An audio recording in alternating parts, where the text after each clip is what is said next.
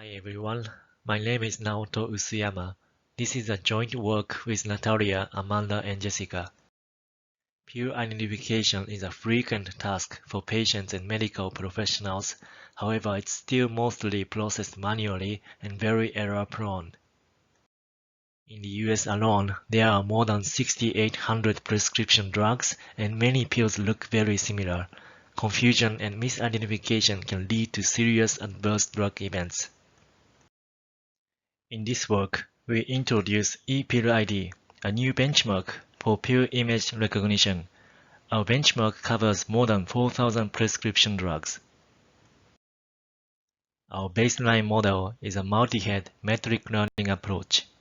Following a CNN encoder, we use bilinear transformation to learn a fine-grained embedding space. Our best model achieved 92% top-1 accuracy.